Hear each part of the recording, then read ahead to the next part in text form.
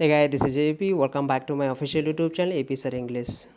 Friends, हम लोग SSC CHSL 2020 की सीरीज चला रहे हैं और उसी कड़ी में आज ये चौथा पेपर डिस्कस करेंगे जो कि 5 अगस्त 2021 को 3rd शिफ्ट में हुआ था 3 to 4 PM में। दोस्तों, आप सभी को ये भी पता होगा कि SSC CHSL ने अपनी एग्ज़ाम डेट डिक्लेयर कर दी है और ये जो टाइम हमारे पास बचा है इसमें हम प्रीवियस ईयर पेपर ज़रूर सॉल्व करेंगे। आप मॉक टेस्ट दे रहे हैं, उसका एनालिसिस कर रहे हैं, करते रहिए। टाइम टू टाइम आप रिवीजन कर रहे हैं वो भी करते रहिए। अपने ग्रे एरियाज़ जो आपके वीक पॉइंट हैं उन पर भी फोकस करते रहिए, बट साथ ही साथ आप प्रीवियस ईयर पर ज़रूर फोकस करिएगा, क्योंकि कोई भी एग्ज़ाम देने जाने से पहले अगर आप प्रीवियस पेपर सॉल्व नहीं करेंगे तो आपको इसका नुकसान उठाना पड़ सकता है। बात याद रखिएगा। तो प्रीवियस ईयर पेपर ज़रूर सॉल्व करिएगा, चाहे वो CHSL का हो, चाहे CGL का हो, चाहे स्टेनो का हो, और चाहे वो एग्ज़ाम CGL का हो, चाहे CHSL का हो, चाहे स्टेनो का हो। आप SSC के कोई भी एग्ज़ाम हो उनका ज़रूर सॉल्व करिए, उनको सोल्यूशन ज़रूर देखिए और उनके क्वेश्चन पेपर ज़रूर अटैम्प्ट करिए। तो चलिए स्टार्ट करते हैं क्वेश्चन नंबर 1 से। हाँ, बीच में कुछ और भी बातें बताऊंगा कि कैसे पेपर को सॉल्व किया जाए, कैसे आप एग्ज़ाम में कौन सा पोर्शन कैसे अटैम्प्ट करें और कितने टाइम फ्रेम में अटैम्प्ट करें, तो आपका अटैम्प्ट भी सही रहेगा और एक्यूरेसी भी सही रहेगी। चलिए स्टार्ट करते हैं क्वेश्चन नंबर 1 से। ये बातें बीच में बताऊँगा। क्वेश्चन नंबर 1 में हम फाइंड करना है ईडियम। अब देखिए क्या लिखा है, ईडियम यहाँ पर लिखा है द फ्रेंड्स quarreled। अब ध्यान दीजिएगा, हर एक सेंटेंस, हर एक पार्ट को मैं पार्सिंग करूँगा और हर एक पार्ट की पार्ट्स ऑफ स्पीच क्या है, मीनिंग क्या है, वो सब बताऊँगा। फ्रेंड्स यहाँ पर सब्जेक्ट हो गया, quarrel मेन वर्ब हो गई। quarrel मीन्स होता है झगड़ा करना। सम टाइम अगो, कुछ समय पहले वो ऐसा करते थे ना, झगड़ा किए थे। बट नाउ, लेकिन अब दे आर ट्राइंग, वो कोशिश कर रहे हैं, they are trying to make up with each other, एक दूसरे के साथ मेकअप करने के लिए। ध्यान दीजिएगा, अब यहाँ पर मेकअप का मतलब वो वाला मेकअप नहीं है जो आप मेकअप समझते हैं, बट मेकअप का मतलब यहाँ पर क्या है, जैसे डिफरेंसेस दूर जो होती हैं उन्हें दूर करना और फिर से एक क्या बोलते हैं, हारमोनियस रिलेशन क्रिएट करना, उसे बोलेंगे टू मेकअप करना। ध्यान दीजिएगा, अगर मैं इंग्लिश में बोलूँ तो कैसे बोलूँगा, टू सेटल समबडीज या समवन या वंस, ऐसे वंस बोलो, टू सेटल वंस डिफरेंसेस, है ना। डिफरेंसेस समझते हो ना, मतभेद जिसे बोलते हो, है ना, डिफरेंसेस। हर एक वर्ड की मीनिंग समझिएगा अच्छे से। तो इसका मीनिंग यही हो जाएगा, टू सेटल वंस डिफरेंसेस, किसी ना अपनी जो डिफरेंसेस हैं उनको ख़त्म कर देना। एक और मीनिंग इसके मैं बता देता हूँ, टू फॉरगिव, है ना, टू फॉरगिव समवन, लिख लीजिएगा, to forgive someone and become what, become friends again इसलिए क्योंकि पहले फ्रेंड्स हो सकता है आप थे और झगड़ा कर लिया, आपने फ्रेंड्स नहीं किया, आप फिर से फ्रेंड्स बन जाओ, इस टाइप से, है ना। अगेन आफ्टर एन आर्गूमेंट की स्पेलिंग याद रखिएगा, कई बार एग्जाम में पूछी गई है आर्गूमेंट। यहाँ पर एग्ज़ाम में वो जो आर्गूमेंट की स्पेलिंग पूछी गई है वो यहाँ पर ई दे कर पूछी गई है, जो कि गलत हो जाएगा। ई नहीं होता यहाँ पर, ARGUMENT होता है, ई नहीं होता है, याद रखिएगा। ये वाला ई है ये नहीं होगा तो यहाँ पर, तो इसकी मीनिंग ये हो जाएगी। एक और ईडियम आपने सुन रखा होगा, गिले शिकवे भुला देना और फिर से एक दोस्ताना भरी ज़िंदगी स्टार्ट करना, उसे तो क्या बोलते हैं, उसके लिए एक ईडियम होता है टू बरी, है ना। बरी मीन्स वही दफनाने वाला बरी दी हैचेट, है ना, HATCHET, एक बार मैं फिर से बोल दिया, टू बरी दी हैचेट। इसका मतलब वही होता है, गिले शिकवे भुलाकर नई दोस्ती भरी ज़िंदगी शुरुआत करना, उसे बोलते हैं टू बरी दी हैचेट। तो ये मैंने एक और देखो, एक तो ये इडियम आपको पता ही होना चाहिए, दूसरा ये भी पता होना चाहिए क्योंकि ये भी एग्जाम में पूछा गया और मेरा सोल्यूशन देने का तरीका भी यही है कि मैं आपको एक वर्ड बताऊं। ऐसा नहीं मैं सिर्फ क्वेश्चन और आंसर बताऊंगा। क्वेश्चन और आंसर तो आपको कहीं से भी पढ़ सकते हैं, किसी भी वीडियो से पढ़ सकते हैं, देख सकते हैं, बुक से भी पढ़ सकते हैं, बट मैं उसका सोल्यूशन दे रहा हूँ, हर एक पार्ट को बता रहा हूँ कि ये पॉइंट हो सकता है और उससे रिलेटेड या उससे रिलेवेंट जो भी पॉइंट होते हैं वही मैं बताने की कोशिश करता हूँ और बहुत ही इंपॉर्टेंट होते हैं ये, आपको पता है। अगर आपने प्रीवियस ईयर सॉल्व किया होगा तो ये जो इडियम मैंने भी बताया है ये कहीं ना कहीं आपको ज़रूर मिलेगा। तो इसका मीनिंग क्या हो जाएगा, इसका मीनिंग हो जाएगा टू सेटल देयर डिफरेंसेस, है ना। उन्होंने अपने डिफरेंसेस को सेटल कर लिया और अब नई दोस्ती भरी ज़िंदगी शुरुआत करना चाह रहे हैं, ये वो बात कह रहे हैं। ये हो जाएगा टू ब्लेम ईच अदर, एक दूसरे को क्या ब्लेम कर रहे हैं, नहीं, दोषारोपण नहीं कर रहे हैं। To compete with one another, एक दूसरे पर प्रतिस्पर्धा कर रहे हैं। कम्पीट मीन्स होता है प्रतिस्पर्धा करना, ये भी नहीं हो रही यहाँ पर। क्या हो जाएगा, टू पार्ट फॉर एवर, क्या हमेशा के लिए अलग हो रहे हैं, ऐसा भी नहीं है। तो क्या हो जाएगा, option number 4 is going to be your right answer, है ना। Option number 4 is going to be your right answer. आगे बढ़ते हैं, क्वेश्चन नंबर 2 देखते हैं। क्वेश्चन नंबर सेकंड में फाइंड करना फिल इन द ब्लैंक। ध्यान दीजिएगा, लिखा है दी ओल्ड बिल्डिंग वॉज, पुरानी, ओल्ड एडजेक्टिव है, बिल्डिंग नाउन है, वॉज यहाँ पर क्या हो जाएगी, हेल्पिंग वर्ब हो जाएगी, बाय द अथॉरिटीज़, क्योंकि पैसिव वॉइस में सेंटेंस दे रखा है। The old building was dash by the authorities. अब देखिए, अब आपको मीनिंग सेंस निकल के आ रहा होगा कि इसका मतलब है पुरानी बिल्डिंग क्या है, ढहा दी गई होगी, गिरा दी गई होगी, है ना, डिमोलिश कर दी गई होगी, उसे बोलेंगे डिस्ट्रॉय कर दी गई होगी। तो यहाँ पर देखिए, अब हमें यहाँ पर फ्रेजल वर्ब देखना है। फ्रेजल वर्ब क्या होती है, whenever a verb comes with preposition, है ना, whenever a verb comes with preposition sorry that becomes phrasal verb बन जाती है।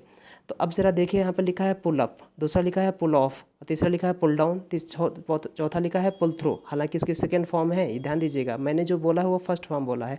तो अब ज़रा मीनिंग समझ लेते हैं। पुल अप का मतलब दूसरे, एक तो मीनिंग आपको पता है, पुल अप का मतलब होता है ऊपर खींचना, किसी को खींचना, ऊपर खींचना, ये सभी को पता है, पुल अप बोलते हैं ना। दूसरी मीनिंग जो होती है पुल अप, किसी को डांटना, टू स्कोल्ड समबडी, है ना, टू स्कोल्ड समबडी, उसे भी पुल अप करते हैं, ध्यान दीजिएगा, टू स्कोल्ड समबडी। एक तो मीनिंग आपको पता ही है ना, ध्यान दीजिएगा, टू स्कोल्ड समबडी हो जाएगा। एक तो मीनिंग आपको पता है, पुल अप का मतलब क्या होता है, ऊपर खींचना, है ना, ऊपर खींचना।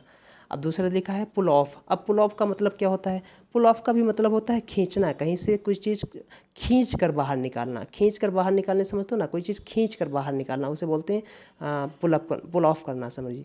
कैसे भी, जैसे विक्ट्री भी आपकी ना, कोई आप हार रहे थे, जैसे कोई मैच है ना, मैच चल रहा था और मैच ऐसा लग रहा था कि हार जाएगी टीम, बट वो उन्होंने जीत खींच के निकाल लिया, तो उसे भी बोलते हैं पुल ऑफ द विक्ट्री, याद रखिएगा। तो ये मीनिंग हो गया। अब पुल डाउन का मतलब होता है डिमोलिश करना, ध्यान दीजिएगा, और वही यहाँ पर सेंस भी आ रहा था।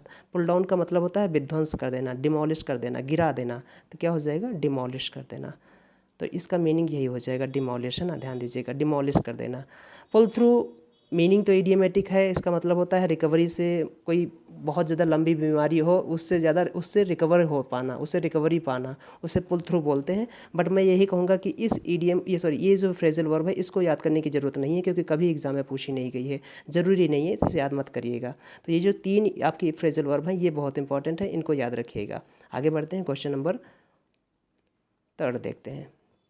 क्वेश्चन नंबर 3 में फाइंड करना है हमें one word substitutes relating to soldiers और वॉर, रिलेटिंग टू सोल्जर्स और वॉर, यानी कि जो सोल्जर्स रिलेटेड हो या युद्ध से रिलेटेड हो, उसे क्या बोलते हैं। अब देखिए, लिखा है मैरिटल जानते हो, बीइंग मैरिड, है ना, शादीशुदा जिसे बोलते हैं, उसे मैरिटल बोलते हैं। तो मैरिटल नहीं होगा, ध्यान दीजिएगा, कन्फ्यूज़ कर सकता है आपको एग्जाम में, अगर आपने पढ़ा नहीं होगा तो। मैरिटल मीन्स होता है बीइंग मैरिड, यानी शादीशुदा, जो बोलते हैं ना, wish you a very happy marriage life, marital life, ये भी बोल सकते हैं कुछ लोग, है ना। तो मैरिटल होती है। मार्शल इसे बोलते हैं, मार्शल, है ना, ध्यान दीजिए, इसी से बना है कोर्ट मार्शल, है ना, फील्ड मार्शल, इस टाइप से। तो मार्शल हो, ध्यान दीजिएगा, इसे MARTIAL, martial. Second number is going to be your right answer. Political नहीं होता, ऑफिशियल नहीं होता है, ध्यान दीजिएगा, कुछ नहीं होगा, बहुत ही आसान है, तो मुझे लगता है सेकंड नंबर। आगे बढ़ते हैं, क्वेश्चन नंबर 4 देखते हैं। क्वेश्चन नंबर 4 में अगेन फाइंड करना है फिल इन द ब्लैंक। लिखा है डिस्पाइट, अच्छा, डिस्पाइट मीन्स होता है के बावजूद। डिस्पाइट वाला सेंटेंस याद रखिएगा, ये हमारा प्रेपोजिशन है, प्रेपोजिशन के बाद एक वर्ड आता है, याद रखिएगा, सेंटेंस नहीं आता है, क्लॉज नहीं आती कभी, क्योंकि प्रेपोजिशन है, अपने बाद ऑब्जेक्ट लेता है, ध्यान दीजिएगा। तो वो कोई फ्रेज हो सकती है, बट क्लॉज नहीं होगी, याद रखिएगा। तो डिस्पाइट, अब ध्यान दीजिएगा एक बात और, डिस्पाइट वाली जो फ्रेज होती है, वो कॉन्ट्रास्ट दिखाती है बाकी सेंटेंस से, ये भी पॉइंट याद रखिएगा। जैसे मैं कहूँ कि मेरे डांटने के बावजूद भी वो वहाँ गया था, मेरे डांटने के बावजूद भी वो वहाँ गया था, डिस्पाइट बीइंग स्कोल्डेड, है ना, डांटने के बावजूद, despite being scolded he went there, वो वहाँ गया था, तो वो वहाँ गया था और डांटा गया था इसके बावजूद भी। देखो एक दूसरे के कॉन्ट्रास्ट है कि नहीं है। तो ध्यान दीजिएगा, यहाँ पर लिखा है डिस्पाइट, अब लिखा है देयर डैश। अब यहाँ पर देयर लिखा, तो यहाँ पर जो आएगा वो नाउन ही आएगा, ये बात पता होनी चाहिए, क्योंकि पजेसिव एडजेक्टिव है, इसके बाद नाउन आएगा। इम्पर्सनल रूल्स क्या रूल्स होते हैं भाई, इम्पर्सनल रूल्स यानी कि पर्सनल तो हो गया, जैसे जो स्पेसिफिक हो, जैसे मैं बोलूँ कि ये जैसे राम है, तो ये राम के लिए जो रूल बनाएंगे वही स्पेसिफिक हो गए ना, ध्यान दीजिएगा।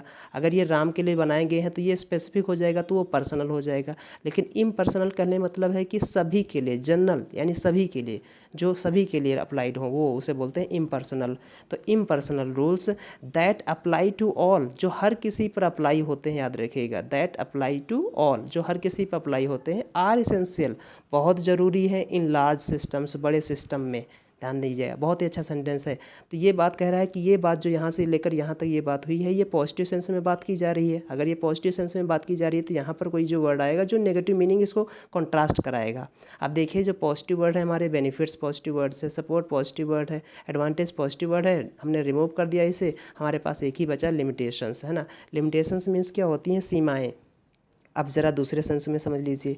दूसरे सेंस में यानी कि जैसे मैं समझाता हूँ कि कोई फैक्ट्री है, कोई बड़ी कंपनी है, तो उस बड़ी कंपनी में जो रूल्स एंड रेगुलेशंस हैं उनकी कुछ सीमाएं होती हैं, और उन सीमाओं के बावजूद, ध्यान दीजिएगा, उन सीमाओं के बावजूद जो वो रूल्स हैं वो इम्पर्सनल रूल्स हैं, वो अप्लाई टू ऑल इसेंशियल, है ना, are essential in large system. जो वो इन सीमाओं के बावजूद जो रूल्स हैं वो हर किसी पर अप्लाई होने चाहिए, ये बात बहुत ज़रूरी है बड़े सिस्टम में, ये सेंटेंस कह रहा है। तो ध्यान दीजिएगा, despite there limitations, despite there limitations, हाँ ना, उनकी लिमिटेशंस, उनकी सीमाएं होने के बावजूद, उनकी सीमाएं होने के बावजूद, है ना, इम्पर्सनल रूल्स जो जनरल रूल्स हैं, दैट अप्लाई टू ऑल, जो हर किसी पर अप्लाई होते हैं, आर इसेंशियल, बहुत ज़रूरी है इन लार्ज सिस्टम, किसी भी बड़े सिस्टम के लिए। ध्यान दीजिएगा, अच्छे से समझा पाया हूँ आपको, ये बात समझिएगा। तो लिमिटेशंस यहाँ पर option number first is going to be your right answer. क्यों और कैसे, मैंने सभी चीज़ें बता दिया है। Despite equals to in spite of होता है, बात याद रखिएगा। एग्जाम में कभी कभी क्या कर देते हैं एग्जामिनर, डिस्पाइट के साथ प्रेपोजिशन ऑफ लगा देते हैं ना, डिस्पाइट ऑफ, ये कभी नहीं होता, डिस्पाइट ऑफ नहीं होगा। डिस्पाइट इक्वल्स टू क्या होता है, despite equals to in spite of होता है, इन स्पाइट ऑफ, है ना, इसके साथ ऑफ लगता है, यानी स्पाइट ऑफ के साथ, स्पाइट के साथ तो ऑफ लगता है, बट डिस्पाइट के साथ ऑफ लेकर एग्जामिनर हमें कंफ्यूज करने की कोशिश करता है, जो कि गलत हो जाती है बात। तो यहाँ पर option number first is going to be your right answer. आगे बढ़ते हैं, क्वेश्चन नंबर 5 देखते हैं। क्वेश्चन नंबर 5 हमारा इनडायरेक्ट सेंटेंस है, सॉरी डायरेक्ट दे रखा है, उसे इनडायरेक्ट बनाना है। लिखा है द वॉचमैन सेड, वॉचमैन ने कहा, I did not see anyone last night, negative sentence है इसलिए एनीवन लगा है, एनी से बना वर्ड नेगेटिव सेंटेंस में लगता है, जो आपको पता है ना। I did not see anyone last night, मैंने किसी को नहीं देखा था पिछली रात को, ये बात कही गई है। सेंटेंस हमारा ये रिपोर्टिंग वर्ब है, ये रिपोर्टेड स्पीच है, और रिपोर्टेड स्पीच का सेंटेंस है टेंस वो हमारा पास्ट इंडिफरेंट टेंस है, रिपोर्टिंग वर्ब भी पास्ट टेंस में है। तब आपको पता है जो पास्ट इंडिफरेंट टेंस होता है वो पास्ट परफेक्ट में बदल जाता है। आई डिड नॉट जहाँ पर होगा यानी हैड में बदलेगा। अब हैड समझिए कहाँ पर है, जरा समझेंगे। आई जो चेंज होगा एज पर the subject of reporting verb के अकॉर्डिंग चेंज होगा, आई चेंज होगा वॉचमैन के अकॉर्डिंग तो ही हो जाएगा, ये बात याद रखिएगा। तो अब देखिए कहाँ पर कैसे कर लेंगे, हर चीज़ आपको मैंने बता दिया। देखिए पहला ऑप्शन तो सही है, चलो बाद में देखेंगे, पहला देखिए सेकंड गलत क्यों है।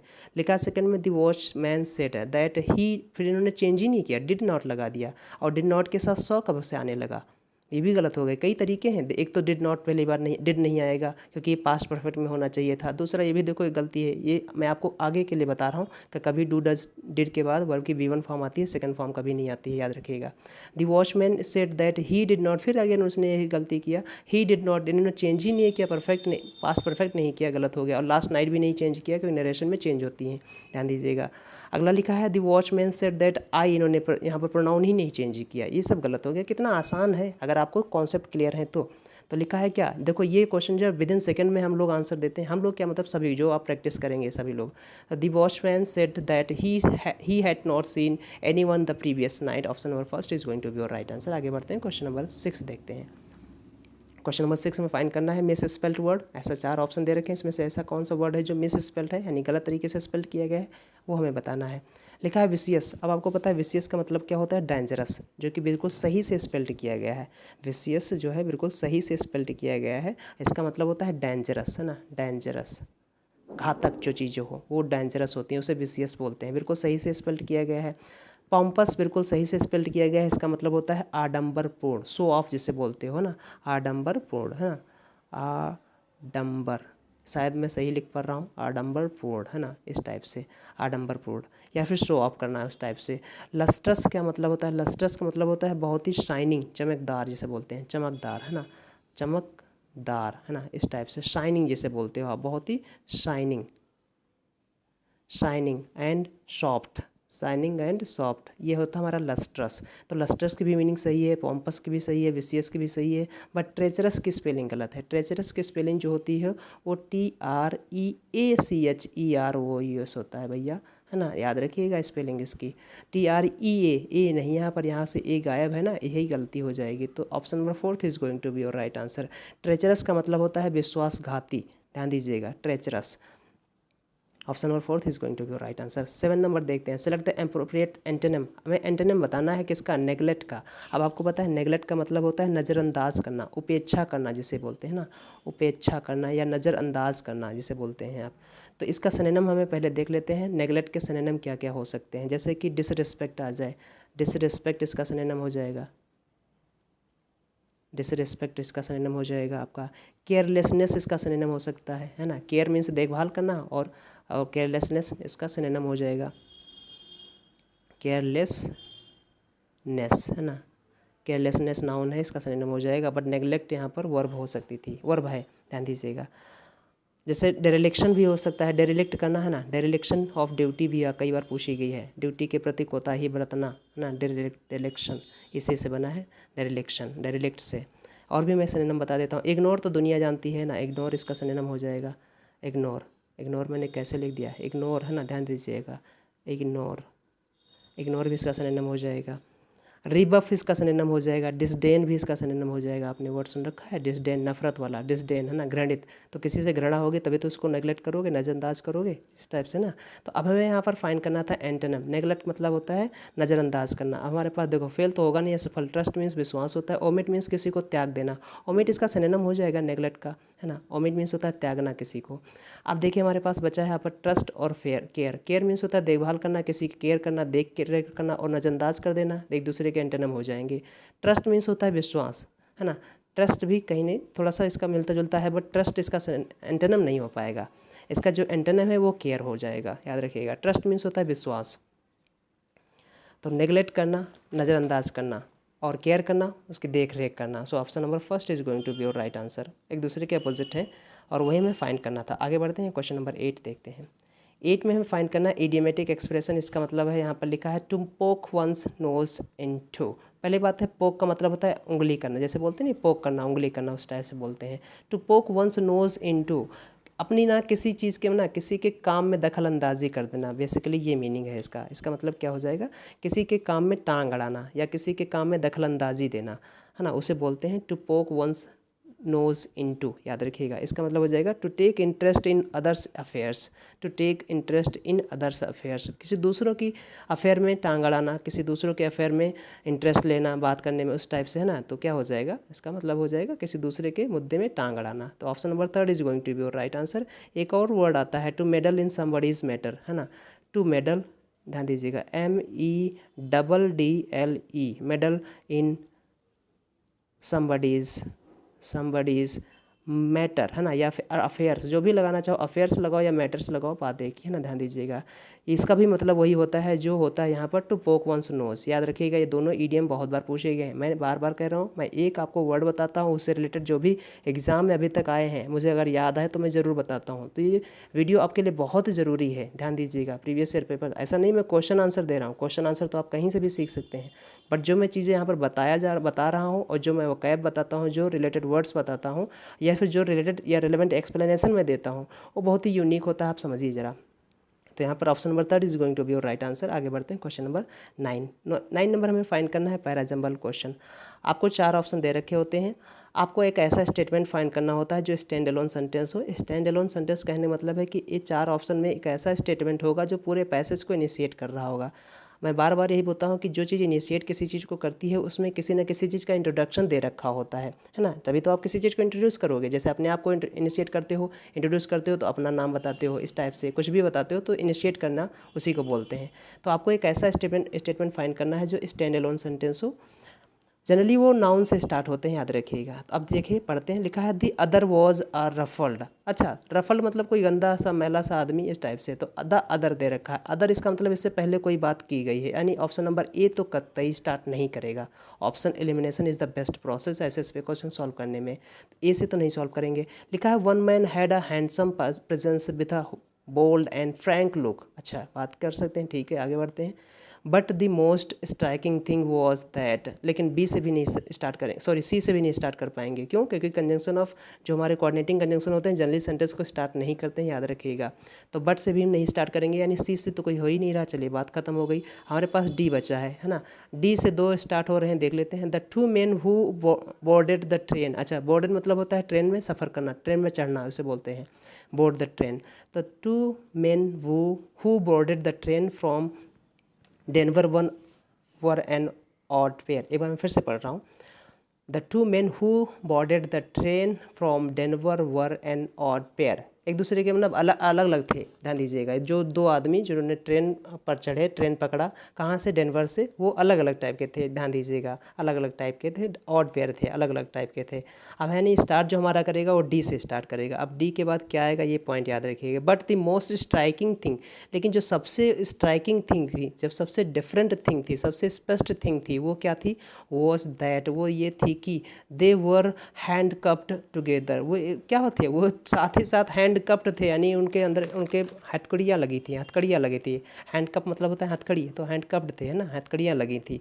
ये बात हो गई। तो डी के बाद यहाँ पर बी आना चाहिए।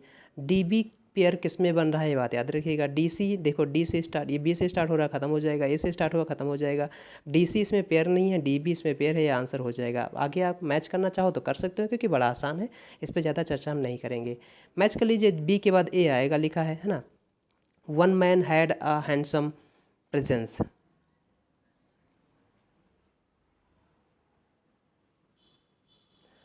मैं गलत बता गया थोड़ा सा, मुझे पढ़ना था बी और मैं पढ़ गया था सी। एक बार फिर से, सॉरी, मैं फिर से और एक्सप्लेन कर देता हूँ। यहाँ पर आपको एक ऐसा स्टेटमेंट फाइंड करना था जो कि स्टैंड अलोन सेंटेंस हो, ध्यान दीजिएगा। डी बी, डी से ध्यान दीजिएगा स्टार्ट करेंगे हमने। इससे पहले हमने ए से देखा था, नहीं स्टार्ट कर पाएंगे। बट है ना, बी से कर सकते थे, बट इसके पहले हम देख लेंगे सी से क्या कर पाएंगे, सी से नहीं कर पाएंगे। सी से कोई स्टार्ट भी नहीं हो रहा है, तो डी से देख लेते हैं। लिखा है the two men who boarded the train from Denver were on odd pair. ध्यान दीजिएगा, वो एक दूसरे के मतलब अलग थे, बिल्कुल विपरीत थे, अलग थे ना, बिल्कुल। तो इसके बाद क्या हुआ? One man had a handsome presence.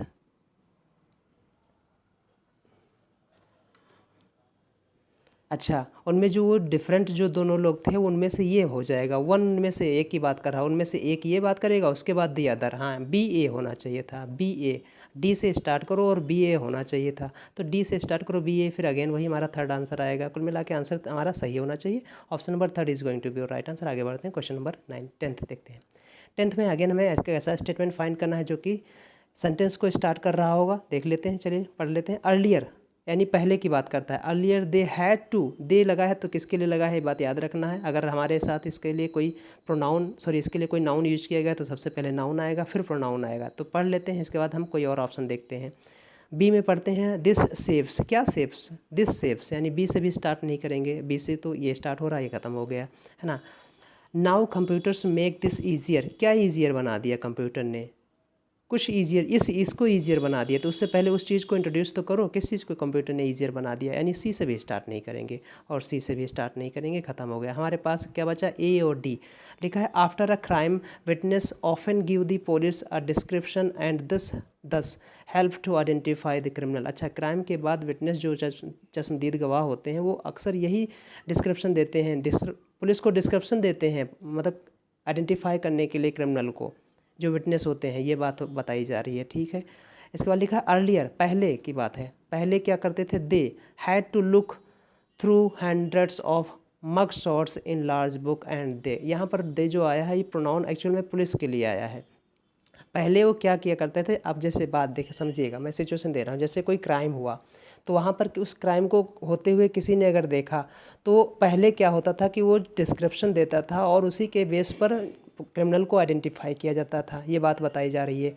तो ऐसा होता था कि पुलिस क्या करे, पुलिस बहुत सारी मतलब फ़ोटोज़ रखता था, बहुत सारी बुकें में, जैसे ना बुकलेट बना के रखता था। उसमें डिफरेंट डिफरेंट टाइप के फ़ोटोज़ होते थे, डिफरेंट डिफरेंट टाइप के मग शॉट्स होते थे। मग शॉट्स का मतलब होता है चित्रकारी किसी की, है ना। और फिर उनसे उनको दिखाकर, विटनेस को उन सब फ़ोटोज़ को या उन सब चित्रकारियों को दिखाकर उनसे बोला जाता था क्या ऐसे थे, क्या ऐसे थे, क्या ऐसे थे। उस बेस पर उनको आइडेंटिफाई किया जाता था। ध्यान दीजिएगा, ये बात यहाँ पर बताई जा रही है। तो after a crime witness often give the police a description and this help to identify the criminal. इसके बाद कह रहा है ए, तो लिखा है earlier they had to look through hundreds of mug shots समझते रहिए, याद रखिएगा, in large books and they could make a positive identification only in 5% of the cases. ऐसा कि उन बहुत ही कम ही चांस होते थे ऐसा उनका पकड़ पाने में। अब देखिए क्या लिखा है, इसके बाद क्या बात गई, इसके बाद कह रहा है नाउ कंप्यूटर्स, लेकिन अब कंप्यूटर्स मेक दिस ईजियर, लेकिन कंप्यूटर ने अब इसे ईजियर बना दिया, इस बात को ईजियर बना दिया है फॉर विटनेस, चश्मदीद गवाह के लिए, by projecting only pictures that match the descriptions only. ध्यान दीजिएगा, तो ये बड़ा अच्छा हो गया। अब इसके बाद क्या हो जाएगा, B, this saves a life time, ये बहुत ही लंबा टाइम जो ना लगता था उसको सेव कर लिया, and effort and also leads to more positive identifications, यानी कि जो आपका आंसर हो जाएगा DAC भी हो जाएगा, option number second is going to be your right answer. कितना आसान है, बढ़िया है सेंटेंस। क्वेश्चन नंबर 11 देखते हैं। क्वेश्चन नंबर 11 में फाइंड करना है हमें सिनोनिम। क्वेश्चन नंबर 11 में हमें फाइंड करना है सिनोनिम। किसका सिनोनिम फाइंड करना है, हेराल्ड का। हेराल्ड का मतलब क्या होता है, अग्रदूत बोला जाता है इसे। हेराल्ड का मतलब होता है अग्रदूत। अग्रदूत मतलब कि जो पहले सूचना दे, पूर्व सूचना आकर दे, पहले ही सूचना आकर दे, उसे बोलते हैं हेराल्ड। इसे मैसेंजर बोला जाता है, एम्बेसडर बोला जाता है, कई तरीके से इसे जाना जाता है हेराल्ड को। तो आप चाहे इसे मैसेंजर बोलो, है ना, मैसेंजर की स्पेलिंग क्या होती है, MESSENGER, है ना, मैसेंजर भी बोल सकते हो इसे आप। हार्बिंजर भी बोल सकते हो, हार्बिंजर आपने वर्ड सुन रखा है, HAR, फिर से लिख देता हूँ, HARBINGER, हार्बिंजर। इसे कुछ लोग हार्बिंगर भी बोलते हैं, बट हार्बिंजर बोलिए, बोलिए, है ना, हार्बिंजर। इसका सिनोनिम हो जाएगा। अगर ये नाउन की तरह यूज हुआ तो, अगर ये वर्ब की तरह यूज हो तो कैसे यूज करेंगे, इसके मीनिंग क्या हो जाएगा, इसका मीनिंग हो जाएगा इंडिकेट देना, है ना, इंडिकेट करना, इंडिकेट इसका मीनिंग हो जाएगा सिनोनिम। अनाउंस इसका सिनोनिम हो जाएगा अनाउंस, उद्घोषणा करना, है ना, उद्घोषणा करना अनाउंस हो जाएगा इसका सिनोनिम। सिग्नल इसका सिनोनिम हो जाएगा सिग्नल देना, ये भी इसका सिनोनिम हो जाएगा। और भी मैं बता सकता हूँ, प्रिसेज अगर आपने वर्ड सुन रखा होगा, प्रिसेज करना, ये भी इसका सिनोनिम हो जाएगा। ऑगर आपने वर्ड सुन रखा होगा तो ये भी इसका सिनोनिम हो जाएगा, है ना। अगर आपने फोरटेल वर्ड सुन रखा होगा तो ये भी इसका सिनोनिम हो जाएगा। तो बहुत सारे सिनोनिम मैंने बता दिया on the basis of verb के बेस पर कैसे वर्ब के यूज किया जाएगा। तो हमें यहाँ पर फाइंड करना था इसका सिनोनिम हेराल्ड का। हेराल्ड का सिनोनिम क्या हो जाएगा, सिनोनिम अभी मैंने जस्ट बताया, option number 3 is going to be your right answer. Suppress का मतलब क्या होता है, सप्रेस का मतलब होता है दबाना, किसी को दमन करना बेसिकली, है ना, दमन कर देना किसी का, दमन करना सॉरी, दमन करना, है ना, उसे सप्रेस करना, किसी को दबा देना, है ना, इस टाइप से नीचे दबाना, किसी पर बहुत ज़्यादा प्रेशराइज करना, उसे वो बोलते हैं दमन करना। सबड्यू इसका सिनोनिम हो सकता है, एक वर्ड बढ़िया है सबड्यू, है ना, सबड्यू। अच्छा, सबड्यू के लिए कभी कभी हम यूज करते हैं सबड्यू योर डिज़ायर। उन्होंने अपनी इच्छाओं को, डिज़ायर को जो है सबड्यू कर दिया, दबा दिया, है ना, मार दिया अपनी इच्छाओं को। तो सबड्यू वंस डिज़ायर का मतलब होता है इच्छाओं को मारना। वैंक्विश भी मतलब इसका सिनोनिम हो जाएगा किसका, सप्रेस का, वैंक्विश है इसका सिनोनिम हो जाएगा, है ना। रिप्रेस भी इसका सिनोनिम हो जाएगा। मैंने और भी वर्ड बता दिए, क्यों इतने ये वर्ड बता रहा हूँ, इसके पीछे यही रीज़न है कि आपका रिवीजन होता रहे। अगर आपने पढ़ रखा है, पढ़ तो रखा ही होगा, तो आप उसका रिवीजन होता रहे, आपको याद रहे चीज़ें। सक्सीड का मतलब सफल होना है, तो बात पता ही है। हॉल्ट का मतलब जानते हो, शॉर्ट स्टॉप होता है इन सम एक्टिविटी, किसी एक्टिविटी में एक छोटा सा स्टॉप, उसे हॉल्ट बोलते हैं, है ना। आगे बढ़ते हैं, क्वेश्चन नंबर 12 देखते हैं। क्वेश्चन नंबर 12 में फाइंड करना है एंटोनिम। अगेन अडेप्ट का मतलब क्या होता है। अडेप्ट 3 वर्ड होते हैं, याद रखिएगा। एक होता है अडॉप्ट, ये भी हमारा वर्ब है, और एक होती है अडेप्ट, ये हमारा एडजेक्टिव हो जाएगा, और एक होता है हमारा एक्लेमेटाइज, वो अलग बात है। अडॉप्ट का मतलब एक होता है हमारा अडेप्ट, एक होता है अडॉप्ट, एक होता है अडैप्ट, कई तरीके हैं। अडैप्ट का मतलब क्या होता है, अडैप्ट, ADAPT, फिर से मैं लिख देता हूँ तीनों वर्ड फिर से। एक वर्ड आपने सुन रखा होगा एडॉप्ट, ADOPT। एक वर्ड आपने सुन रखा होगा अडेप्ट, सॉरी अडेप्ट लिख देते हैं पहले, ADAPT। एक वर्ड आपने सुन रखा है अडेप्ट, ADEPT, है ना, ये हमारा APT है, EPT है। अब इसमें समझिएगा, अरे मिटा दिया फिर से, कोई बात नहीं, फिर से मैं बोल दे रहा हूँ। जो मैंने अडॉप्ट लिखा है, जो मैंने अडॉप्ट लिखा था, क्या नहीं आएगा, नहीं आएगा, चलिए कोशिश कर रहा हूँ फिर से लिखने की।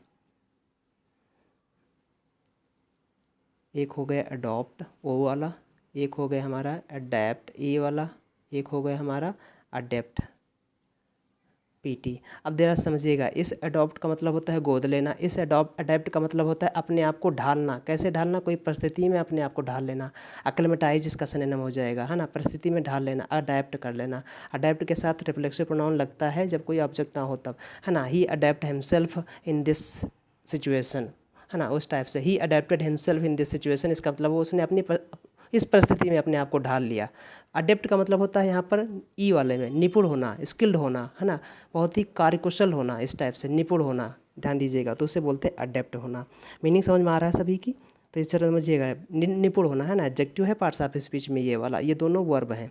अडॉप्ट और अडेप्ट दोनों वर्ब हैं। अडॉप्ट मतलब होता है गोद लेना किसी को, ओ वाला, ध्यान दीजिएगा। मीनिंग समझ में आ गई होगी। अब देखते हैं इसके मीनिंग। अडेप्ट का मतलब होता है कुशल होना, है ना, किसी चीज़ में निपुण होना। इसका हमें सिनोनिम फाइंड करना था, अडेप्ट। जरा मीनिंग समझ लीजिए। एक्सपर्ट समझते हो ना, एक्सपर्ट भी इसका मीनिंग हो जाएगा, यानी सिनोनिम हो जाएगा एक्सपर्ट। प्रोफिशिएंट आपने वर्ड सुनी रखा होगा ना, प्रोफिशिएंट, प्रोफिशिएंट इसका सिनोनिम हो जाएगा। आपने टैलेंटेड वर्ड सुनी रखा होगा, है ना, टैलेंटेड भी इसका सिनोनिम हो जाएगा। और भी वर्ड मैं बता देता हूँ। पास्ट मास्टर कई बार बोला जाता है ना, वो पास्ट मास्टर है ना, पास्ट मास्टर होना, वो भी बोलते हैं ना, बहुत ही टैलेंटेड है, पास्ट मास्टर हो जाएगा। जीनियस तो बड़ा ही पुराना वर्ड है, आपको सभी को पता है, जीनियस भी इसका सिनोनिम हो जाएगा। डेक्स्ट्रस, ध्यान दीजिएगा, डेक्स्ट्रस कई बार पूछा गया है और कई बार इसकी स्पेलिंग भी पूछी गई है। DEXTEROUS होता है, ध्यान दीजिएगा, मैंने गलत तरीके से लिखा है, ध्यान दीजिएगा। डेक्स्ट्रस की स्पेलिंग जो हो जाएगी, बोलता तो सही हूँ, लिख देता हूँ कभी कभी गलत, DXTERO, डेक्स्ट्रस होता है, ध्यान दीजिएगा। डेक्स्ट्रस मतलब निपुण होता है। वर्चुअसो आपने सुन रखा होगा वर्ड, वर्चुअसो, है ना, यह भी इसका सिनोनिम हो जाएगा। आपने विजार्ड तो समझते हो, विजार्ड बोलते हैं ना, कुछ लोग बोलते हैं मैथ्स के विजार्ड, इंग्लिश के विजार्ड, इस टाइप से। जादूगर जैसे बोलते हो ना, बहुत ही अडेप्ट है, स्किल्ड है, कुशल है, इस टाइप से। तो अब इसका सिनोनिम जो हो जाएगा वो स्किल्ड हो जाएगा, ऑप्शन नंबर फर्स्ट। रफ जानते हो, रफ शॉर्ट यानी कि खराब, भद्दा। क्लमजी भी भद्दा होता है, रफ एक दूसरे के सिनोनिम हो जाएंगे। लेजी सुस्त होता है ना, तो अडेप्ट जो होगा वो लेजी नहीं होगा, ध्यान दीजिएगा। लेजी मीन्स होता है सुस्त, आलसी जैसे बोलते हैं। क्लमजी मतलब होता है अनाड़ी जैसे टाइप का, अनाड़ी टाइप का, भद्दा टाइप का, अनाड़ी टाइप का। तो ये क्लमजी जो है अडेप्ट का एंटोनिम हो सकता है, सिनोनिम नहीं, एंटोनिम। आगे बढ़ते हैं, क्वेश्चन नंबर 13 देखते हैं। क्वेश्चन नंबर 13 में फाइंड करना है पैसिव वॉइस, एक्टिव वॉइस दे रखी है, नहीं पैसिव वॉइस दे रखी है, एक्टिव वॉइस फाइंड करना है, ध्यान दीजिएगा। तो लिखा है wifi hotspots will be installed, install किए जाएंगे, ध्यान दीजिएगा। क्या इंस्टॉल किए जाएंगे? हॉटस्पॉट इंस्टॉल किए जाएंगे। किसके द्वारा इंस्टॉल किए जाएंगे? गवर्नमेंट के द्वारा इंस्टॉल किए जाएंगे। आपको पता है एक्टिव में जो हमारा सब्जेक्ट होता है पैसिव में वो ऑब्जेक्ट बन जाता है, या ऐसे बोल सकते हैं जो पैसिव में हमारा सब्जेक्ट होगा वो एक्टिव का ऑब्जेक्ट होगा, ध्यान दीजिएगा। तो यहाँ पर लिखा है द गवर्नमेंट, अब विल बी इंस्टॉल्ड ये फ्यूचर इंडेफिनिट टेंस है, तो विल तो रहेगा, याद रखिएगा। और विल मोडाल है, मोडाल के साथ वर्ब की V1 फॉर्म आती है, ये भी बात आपको पता होना चाहिए। तो यहाँ पर क्या उठा लेंगे? द गवर्नमेंट उठा लेंगे, द गवर्नमेंट विल इंस्टॉल, देख लीजिए किस में हो जाएगा, the government will install. Wifi hotspots will install, अच्छा क्या वाईफाई हॉटस्पॉट इंस्टॉल करेगी गवर्नमेंट को? गलत तरीके से यूज किया गया है। The government will install remote areas, क्या रिमोट एरियाज़ को इंस्टॉल करेगी? गलत बात है, याद रखा है। रिमोट्स एरियाज़ विल इंस्टॉल, अच्छा क्या दूर दराज एरिया इंस्टॉल करेंगे? क्या वाहियात टाइप के ऑप्शन दे रखे हैं। ऑप्शन नंबर एक ही सही है, the government will install wifi hotspots in remote areas by 2020। By 2022 कहने का मतलब है 2022 तक हो ही जाएगा, ये बात है, ध्यान दीजिएगा, बाई 2022, है ना। Fourth number is going to be right answer. आगे बढ़ते हैं, क्वेश्चन नंबर 14 देखते हैं। 14 नंबर क्वेश्चन में फाइंड करना है सेंटेंस इंप्रूवमेंट में क्या कोई इंप्रूवमेंट की रिक्वायरमेंट है या नहीं। देखिए, लार्ज ग्लासेस सब्जेक्ट हो गया हमारा, लार्ज ग्लासेस प्लूरल है, ध्यान दीजिएगा। मैग्नीफाइड बड़ा कर दिया, क्या बड़ा कर दिया? उसकी आंखों को, हिज आइज़, है ना, जो बड़ा ग्लासेस है ना, large glasses magnified his eyes so that to give, to के साथ गिव कब से आने लगा? टू के साथ तो V1 आती है इन्फिनिटिव बनने के लिए, याद रहना, तो ये आपको पता है। तो गिव नहीं, यानी जो लिखा है वो तो गलत है ही है, यानी नो इम्प्रूवमेंट वाला तो ऑप्शन खत्म। लिखा है him the appearance of a wise wall, wise wall, जैसे मैं बोलूँ स्वीट पेन, जैसे मैं बोलूँ स्वीट पेन, आप बताइए इसमें कौन सा फिगर ऑफ स्पीच है? स्वीट पेन, मीठा दर्द, दर्द भी है, क्या दर्द कभी मीठा होता है? बट बोला जाता है स्वीट पेन, इसे बोलते हैं ऑक्सीमोरॉन। ऑक्सीमोरॉन में क्या होता है? एक वर्ड दूसरे वर्ड के अपोजिट होता है और साथ ही बैठा होता है, याद रखिएगा। स्वीट पेन जैसे मैंने बोला, जैसे वाइज वॉल यानी मूर्ख सॉरी बुद्धिमान उल्लू, बुद्धिमान उल्लू, उल्लू भी, उल्लू तो मूर्ख होता है, बुद्धिमान बुद्धिमान होता है, बट बोला क्या गया है बुद्धिमान उल्लू, ऑक्सीमोरॉन यूज किया गया है। स्वीट पेन यानी ऑक्सीमोरॉन है। मीठा दर्द, दर्द क्या मीठा होता है? नहीं होता है ना, तो एक दूसरे के अपोजिट वर्ड दे रखे हैं, कंट्रास्ट वाले दे रखे हैं, तो ये ऑक्सीमोरॉन कहा जाता है फिगर ऑफ स्पीच में। अब देखिए यहाँ पर हमारे पास दो कंजंक्शन होते हैं, एक तो होता है हमारा सो दैट और एक तो होता है हमारा सो एज। इन दोनों की हिंदी मीनिंग एक होती है ताकि, है ना। अब बस ये ध्यान रखिएगा, दैट यहाँ पर दे रखा है तो इसके साथ हमारे पास सो दैट के साथ जो आती है वो क्लॉज आती है। क्लॉज क्या होती है? Clause is a part of a sentence having its own subject and predicate, है ना। क्लॉज में कम से कम एक सब्जेक्ट और एक वर्ब जरूर होती है। फिर से मैं लिख देता हूँ, दो हमारे पास कंजंक्शन ऐसे हैं, सो दैट, है ना, और सो एज, जो सेम मीनिंग देते हैं। बस सो एज के साथ क्या आती है? इन्फिनिटिव आती है, 2+V1, है ना, ध्यान दीजिएगा, फिर से मैं लिख देता हूँ 2+V1, ध्यान दीजिएगा। इसके साथ जो आएगी 2+V1 यानी इन्फिनिटिव आएगी, और इसके साथ जो आएगी वो क्लॉज आएगी, CLAUSE आएगी। क्लॉज क्या होती है? क्लॉज जो होती है एक सेंटेंस का हिस्सा होता है जिसका अपना सब्जेक्ट और अपनी एक फाइनाइट वर्ब कम से कम हो, याद रखिएगा। Clause is a part of sentence having its own subject and predicate, that is called clause, ध्यान दीजिएगा। तो ये चीज़ याद रखेंगे, डिफरेंस इन दोनों की हिंदी मीनिंग एक ही होती है। अब देखिए यहाँ पर जो दे रखा है वो हमें 2+V1 दे रखा था। देखिए किसमें देखा, पहला जो लिखा है वो गलत है, ही है। एज दो टू गिव, ये भी गलत हो गया, है ना। So that it gives, it gives. अब देखिए इट जो प्रोनाउन आया है एक्चुअल में ये लार्ज ग्लासेस के लिए है, तो ग्लासेस तो यहाँ पर प्लोरल है, तो इट कैसे आ जाएगा? ये गलत हो जाएगा यहाँ पर, है ना, ध्यान दीजिएगा। तो ये गलत हो गया इसलिए। अच्छा, सो एज टू गिव ये बिल्कुल सही हो जाएगा। So option number 4 is going to be your right answer. क्यों गलत है ऑप्शन से मैंने बता दिया है, याद रखिएगा। आगे बढ़ते हैं, क्वेश्चन नंबर 15 देखते हैं। क्वेश्चन नंबर 15 में फाइंड करना इनकरेक्टली स्पेल्ड वर्ड, 4 ऑप्शन दे रखे हैं। इंटरफेयर का मतलब होता है हस्तक्षेप करना, है ना। इंटरफेयर का मतलब क्या हो जाएगा? हस्तक्षेप करना, और बिल्कुल सही तरीके से स्पेल्ड किया गया है, कोई एरर नहीं है स्पेलिंग में।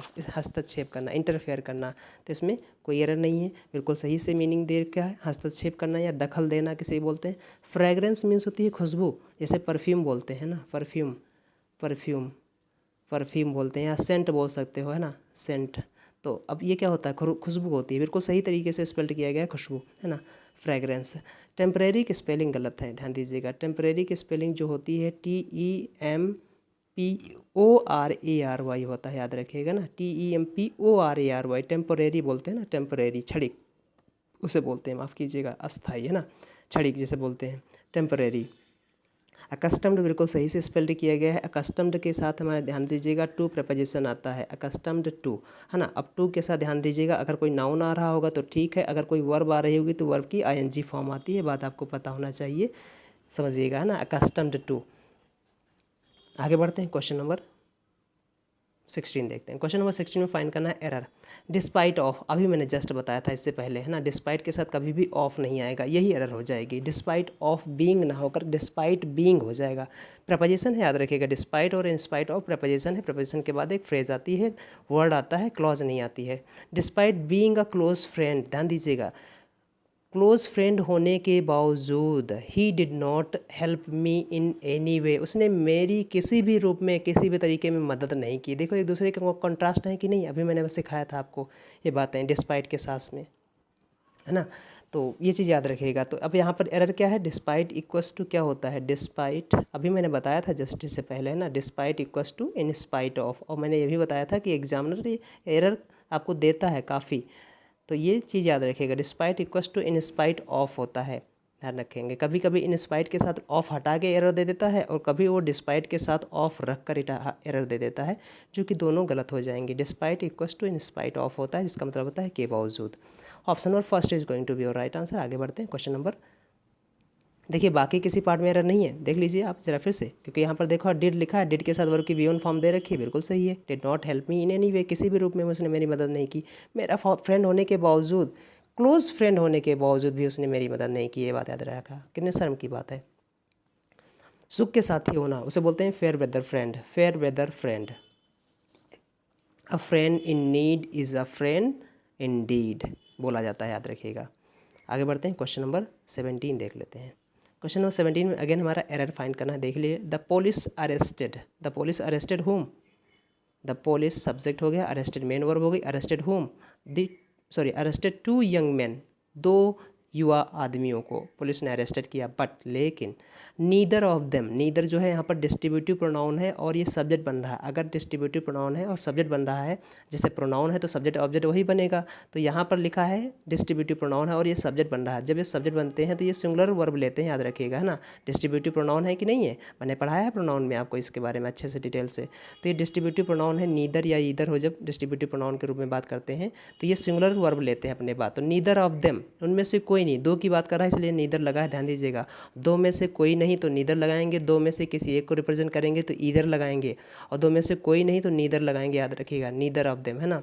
हम दो में से दो के लिए हम कभी भी नन यूज नहीं करते हैं, और दो के लिए हम पॉजिटिव सेंस में कभी भी बोथ नहीं करते हैं, नेगेटिव के लिए, याद रखिएगा, है ना। सॉरी, नेगेटिव सेंस में कभी भी हम दो के लिए बोथ का यूज नहीं करेंगे। हम ये नहीं कहेंगे both of them are not there, है ना। Both of them are not there गलत हो जाएगा। हम क्या बोलेंगे, neither of them is there, इस टाइप से।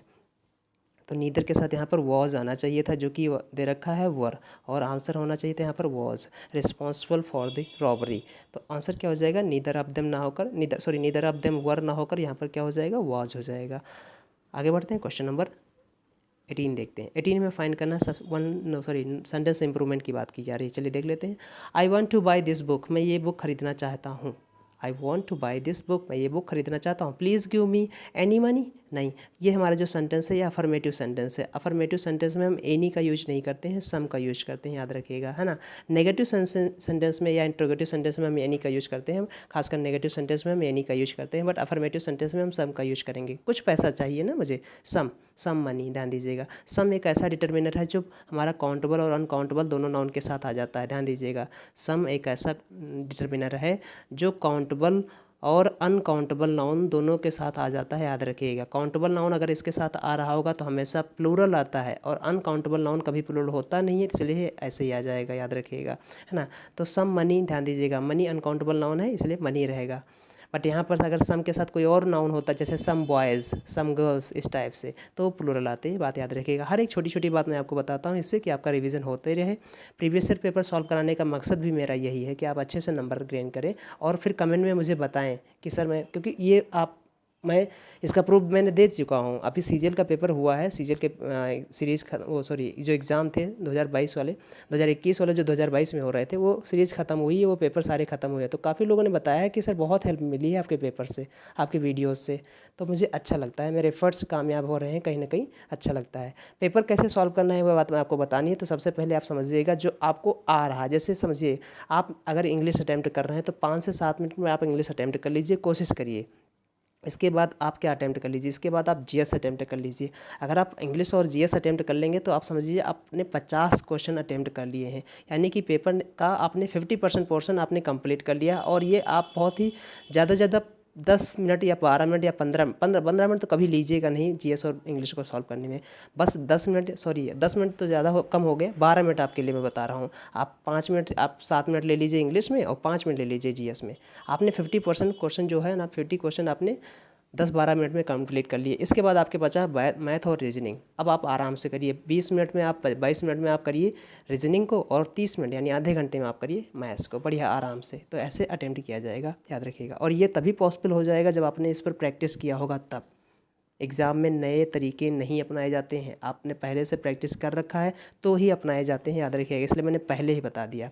तो स्टार्ट करते हैं इसमें डिस्कशन, ध्यान दीजिएगा। जो यहाँ पर क्या दिखना था, लेस मनी, यहाँ पर कंपैरेटिव नहीं किया जाता है, लेस मनी नहीं होगा। लिटिल मनी ना के बराबर पैसा गलत हो जाएगा, क्योंकि लिटिल जो है नेगेटिव मीनिंग देता है, यहाँ पर लेस लिटिल नहीं होगा। अब सम मनी होना चाहिए, अफर्मेटिव सेंटेंस है हमारे पास, तो यहाँ पर option number 3 is going to be our right answer. जो लिखा है वो गलत है ही है ना, ध्यान दीजिएगा। तो आगे बढ़ते हैं, क्वेश्चन नंबर 19 देखते हैं। क्वेश्चन नंबर 19 में फाइंड करना है एंटोनिम। किसका एंटोनिम, रेस्ट्रिक्टिव। रेस्ट्रिक्टिव का मतलब होता है बाधाएं, यानी लिमिटेशन जिसे बोलते हो हिंदी में, ध्यान दीजिएगा, लिमिटेशन जिसे बोल सकते हो, है ना, सीमित जिसे बोलते हो, या इसकी हिंदी कुछ और भी हो सकती है, चलिए देख लेते हैं बाद में। कन्फाइनिंग वर्ड आपने सुन रखा होगा, है ना, कन्फाइनिंग बहुत ही सीमित जिसे बोलते हैं, कन्फाइनिंग हो जाए। लिमिटिंग वर्ड आपने सुन रखा होगा, लिमिटिंग, है ना, लिमिटिंग हो जाएगा इसका सिनोनिम। प्रोहिबिटिव आपने सिनोनिम वर्ड सुन रखा होगा, प्रोहिबिटिव, है ना, प्रोहिबिटिव भी इसका सिनोनिम हो जाएगा। फाइनाइट भी आपने सुन रखा होगा, फाइनाइट भी इसका सिनोनिम हो जाएगा, है ना, इसका एंटोनिम इनफाइनाइट होता है। डिमार्केट भी आपने वर्ड सुन रखा होगा, है ना, रेखा बना देना, जैसे बोलते हैं ना, डिमार्केट कर देना, डिमार्केट कर देना, डिमार्केट हो जाएगा, और डिमार्केटेड जो कि यहाँ पर एडजेक्टिव है तो डिमार्केटेड हो जाएगा। अब देखिए हमें यहाँ पर फाइंड करना था एंटोनिम। रिस्ट्रिक्टिव मीन्स होता है बाधाएं बना देना ना, सीमा बना देना किसी चीज़ की, इतनी सीमा हमें, यही दायरा बना देना, सीमा बना देना इस टाइप से।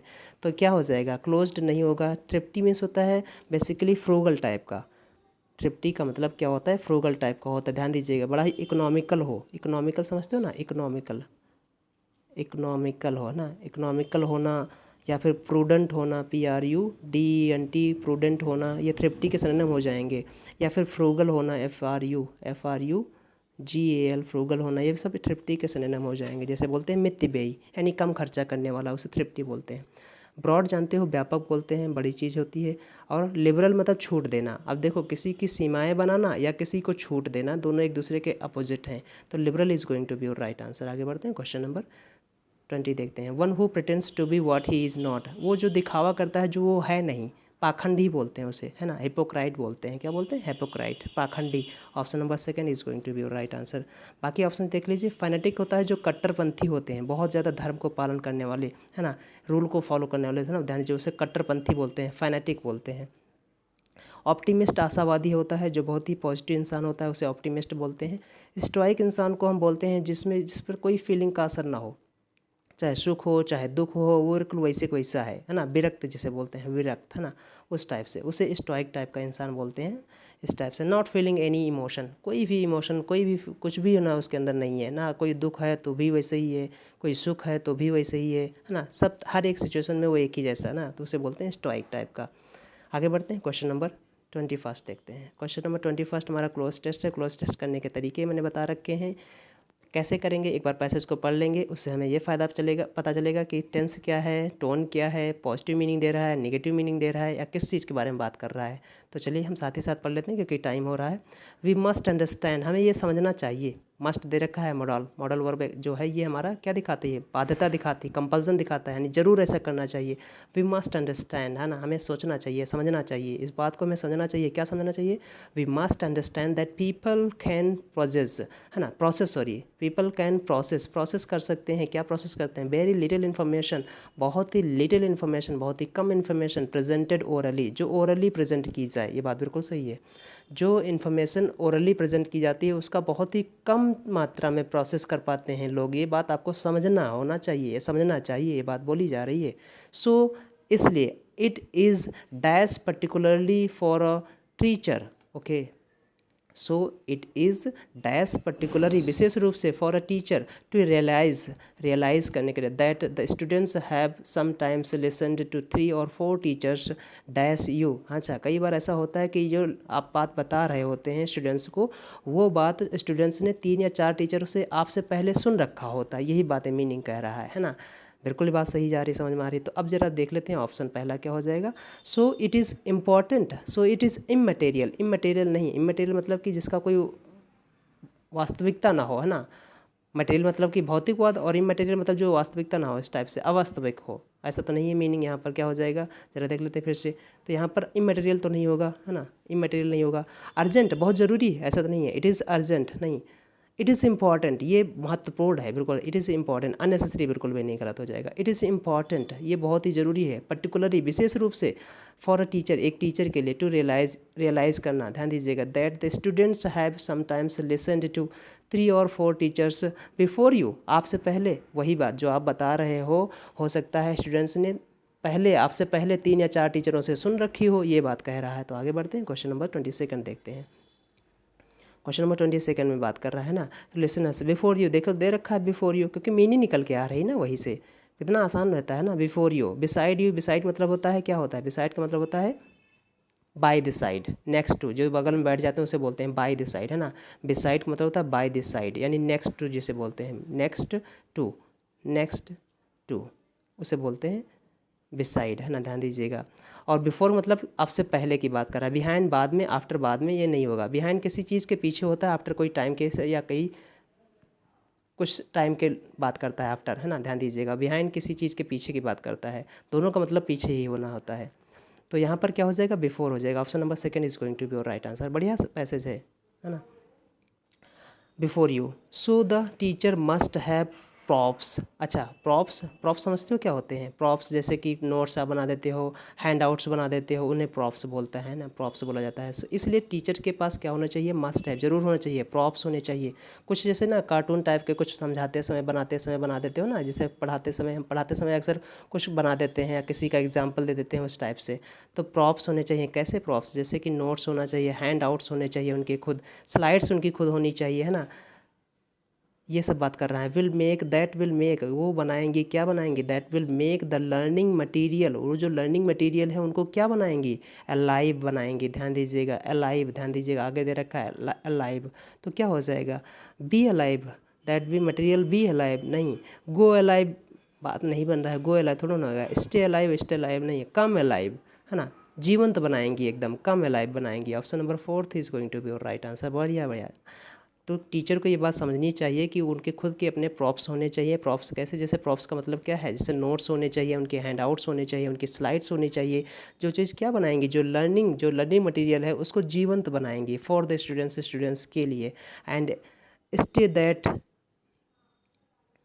वे विद देम, और उन्हीं के साथ उसे स्टे रहने के लिए। अ विजुअल एड, है ना, ध्यान दीजिएगा, विजुअल एड भी होना चाहिए, जैसे अ लिटिल मूवमेंट और कलर, कुछ भी आप लगा सकते हो, कुछ भी, है ना, विजुअल एड यूज कर सकते हो, लिटिल मूवमेंट यूज कर सकते हो, और कलर यूज कर सकते हो to get the students attention, student का अटेंशन पाने के लिए, है ना। जैसे डिफरेंट चीज़ें यूज की जाती हैं बोर्ड पर पढ़ाने से कि स्टूडेंट्स का अटेंशन यहीं पर रहे, इसलिए डिफरेंट मार्कर्स यूज किए जाते हैं कई तरीके से पढ़ाने के लिए। ध्यान दीजिएगा। तो यहाँ पर लिखा है अनदर इम्पॉर्टेंट थिंग टू, एक दूसरी चीज़ जो इम्पॉर्टेंट है, देखो इम्पॉर्टेंट मैंने यहाँ पर इसे बोलते हैं फॉरवर्ड रीडिंग।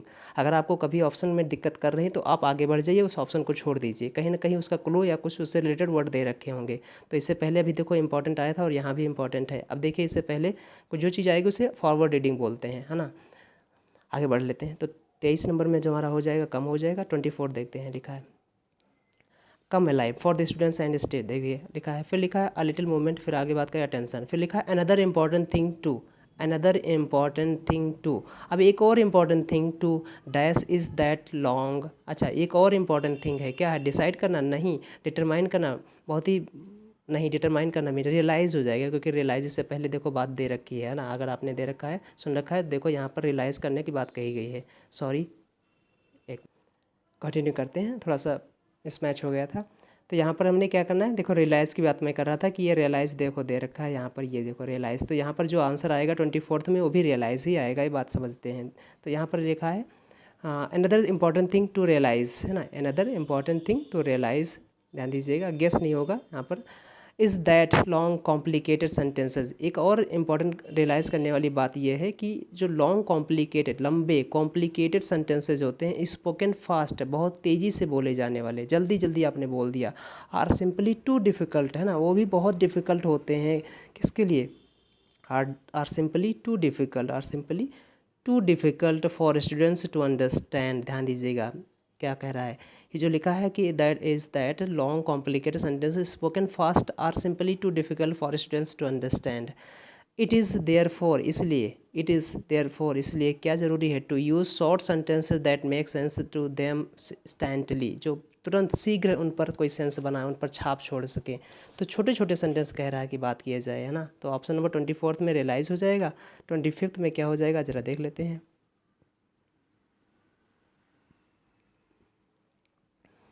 देयरफॉर, हाँ ध्यान दीजिएगा, देयरफॉर ये क्या है? अब देयरफॉर कंपलसरी है, बाध्यता तो नहीं है, कंपलसरी बिल्कुल नहीं हो जाएगा। क्रिटिकल इंपॉर्टेंट नहीं, मैंडेटरी इंपॉर्टेंट है, ये अगर क्रिटिकल हो सकता तो मैंडेटरी हो सकता था, बट यहाँ पर टीचर के लिए बात की जा रही है तो टीचर को सजेशन दिया जाएगा, एडवाइस किया जाएगा, तो एडवाइस ये एडवाइजेबल है आपके लिए, है ना।